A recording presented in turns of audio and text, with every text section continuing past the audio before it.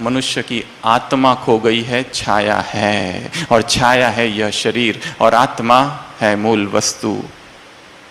क्या हमने भी अपनी आत्मा को खोकर छाया को तो नहीं पकड़ रखा है? आत्मा को छोड़कर देह को तो नहीं पकड़ रखा है? देह और देह की वासनाएं और देह की इच्छाएं और देह की तृष्णाएं और देह के भोग और देह का आकर्षण हमें खींचता तो नहीं है?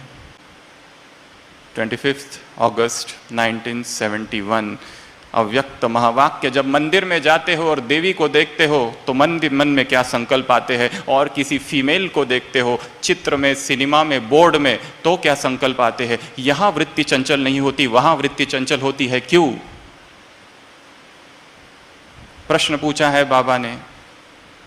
मंदिर में देवी है, उसमें भी सजावट है, संसार में जो स्त्री है उसमें भी सजावट है, यहां भी सौंदर्य, वहां भी सौंदर्य, वहां भी नेचर की ब्यूटी, यहां भी नेचर की ब्यूटी, परंतु इधर वृत्ति चंचल होती है, यहां वृत्ति चंचल क्यों नहीं होती है? कारण बताओ।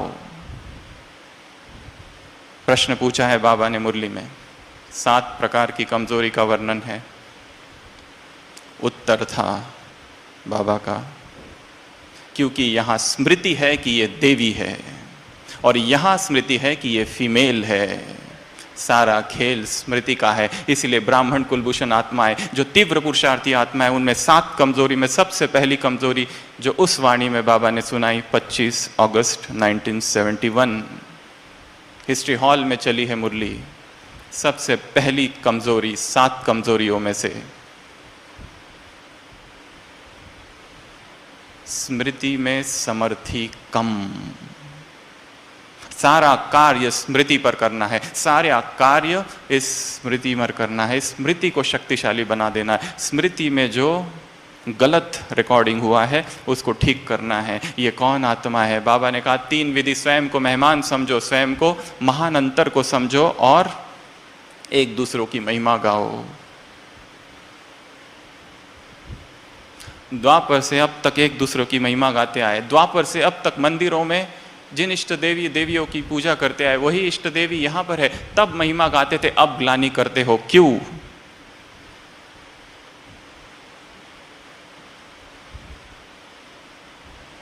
तो पकड़ना है चेतना को। देह छाया है, हमने छाया को पकड़ा है और आत्मा खो गई। क्या वास्तव में आत्मा को पकड़ा है, या छाया के पीछे ही पागल है दिन रात? छाया का ही चिंतन है, छाया का ही मनन है।